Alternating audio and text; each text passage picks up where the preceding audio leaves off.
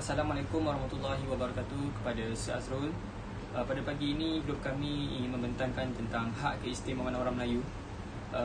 Grup kami dilengkapi seramai 5 orang ahli kumpulan, iaitu saya, Nur Sazmi bin Hisham, Muhammad Nur, Syahiran, Nik Fakullah dan Amir Anas. Kami daripada grup 3. Assalamualaikum dan salam sejahtera. Saya Muhammad Nur dari kumpulan 3 akan membentang tentang hak istimewa orang Melayu. Apakah hak istimewa orang Melayu?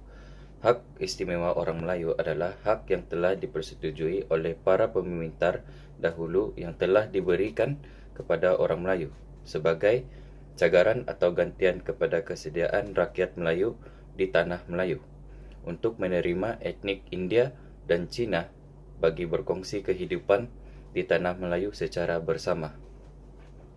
Ia dibuat di dalam Perlembagaan Persekutuan Tanah Melayu pada 1948, sewaktu rundingan kemerdekaan ingin dilaksanakan.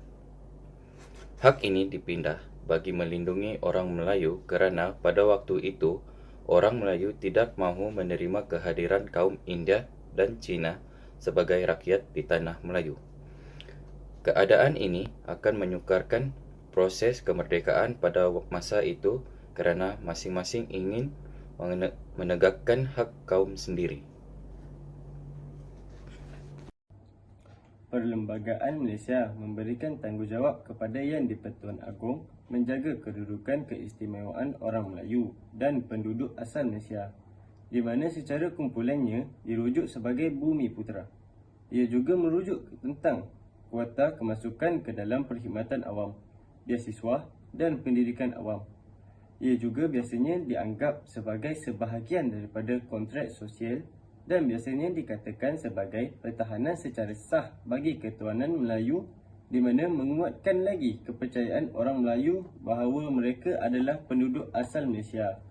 Mengikut perlembagaan, menjadi tanggungjawab Yang di-Pertuan Agong untuk melindungi kedudukan istimewa orang Melayu dan anak negeri mana-mana antara negeri Sabah dan Sarawak dan kepentingan sah kaum-kaum lain mengikut peruntukan perkara ini. Hal ini menjadikan di-Pertuan Agong sebagai pelindung kerana ia adalah meneruskan sistem feudal pada zaman dahulu, di mana Sultan diberikan hak istimewa yang dianggap sangat berpengaruh, daulat dan pelindung kepada rakyat. Isi yang kedua saya ingin membentangkan ialah tanah untuk orang Melayu. Merujuk kepada perjanjian lama, hak-hak orang Melayu seperti tanah untuk orang Melayu iaitu hak untuk orang Melayu mendapatkan tanah dengan kebenaran kerajaan negeri kerana pembukaan tanah adalah di bawah kawalan setia kerajaan negeri. Kerajaan negeri boleh membuka tanah khas untuk orang Melayu dengan syarat. Kerajaan negeri juga boleh memperuntukkan pembukaan tanah bagi orang ramai seperti golongan bahasa lain. Tetapi bagi golongan bangsa lain, luas tanah mereka tidak boleh melebihi luas tanah orang Melayu.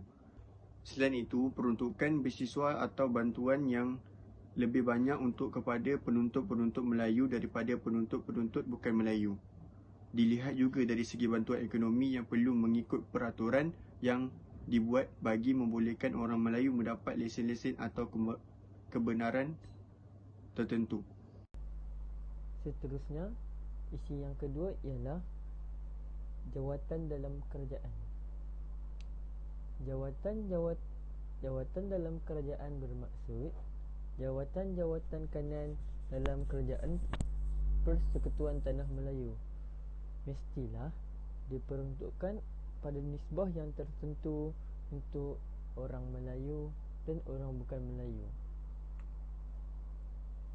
Contoh-contoh jawatan dalam kerajaan ialah pasukan polis, yang kedua angkatan tentera, yang ketiga perkhidmatan kereta api, yang keempat perkhidmatan kehakiman, yang ketujuh perkhidmatan pendidikan, yang ke-8 perkhidmatan awam bersama, yang ke-9 perkhidmatan am persekutuan, seterusnya perkhidmatan am setiap negeri, dan akhir sekali perkhidmatan perubatan dan kesihatan. sekian daripada saya. Terima kasih. Peruntukan beasiswa ataupun bantuan yang lebih banyak untuk penuntut-penuntut Melayu berbanding penuntut-penuntut bukan Melayu.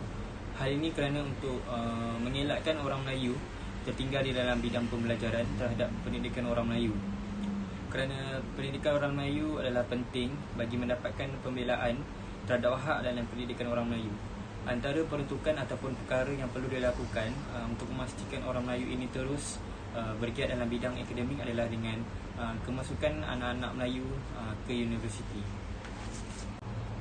Dari segi bantuan ekonomi pula dibuat untuk membolehkan orang Melayu mendapat lesen atau kebenaran-kebenaran bagi menjalankan aktiviti-aktiviti perniagaan mereka.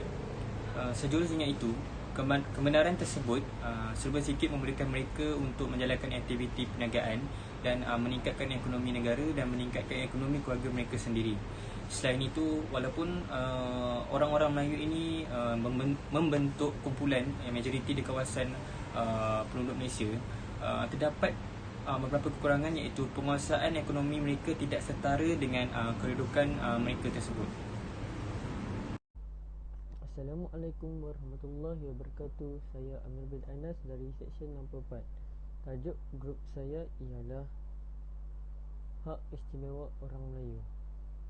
Hak istimewa orang Melayu ni mempunyai salah satu isinya ialah kebebasan asasi.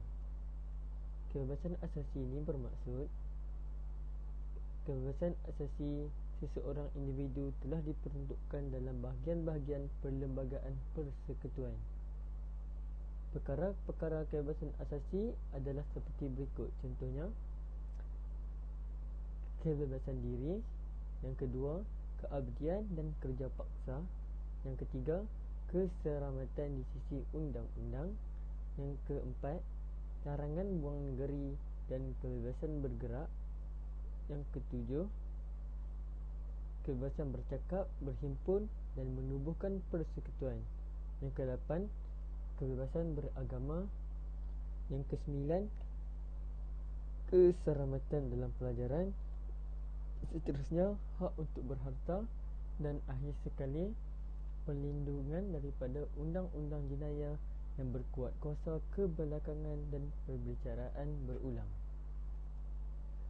Kesimpulannya, Perlembagaan Persekutuan Malaysia mempunyai satu garis panduan untuk pemerintahan negara.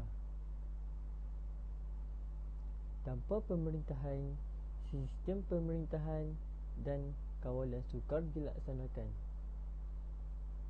Peruntukan utama perlembagaan memberi suatu gambaran jelas kepada rakyat.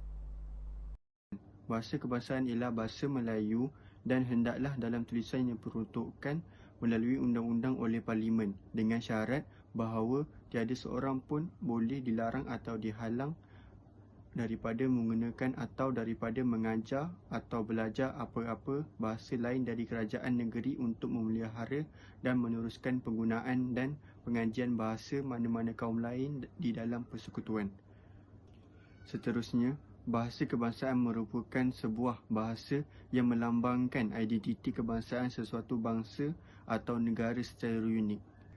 Walau apa-apa pun peruntukan fasa 1 selama tempoh 10 hari selepas hari kemerdekaan dan selepas itu sehingga diperuntukkan selainnya oleh Parlimen, bahasa Inggeris boleh digunakan di dalam kedua-dua majlis Parlimen, di dalam Dewan Undangan, tiap-tiap negeri dan bagi segala maksud rasmi yang lain.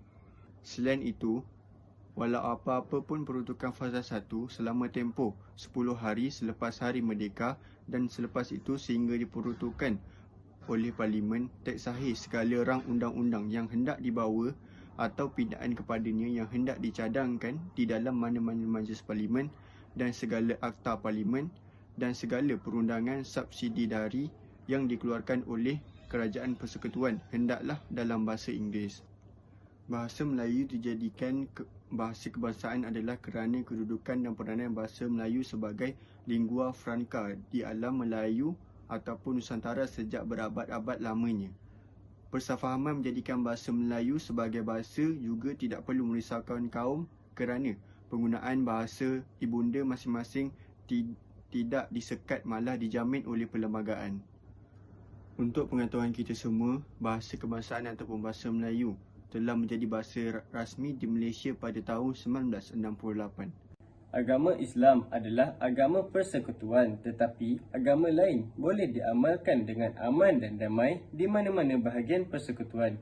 Kebebasan beragama ini dijamin dalam perlembagaan terhadap semua agama, iaitu setiap orang mempunyai hak untuk menganut dan mengamalkan agamanya, dan setiap agama mempunyai hak untuk menguruskan hal ehwal agamanya sendiri.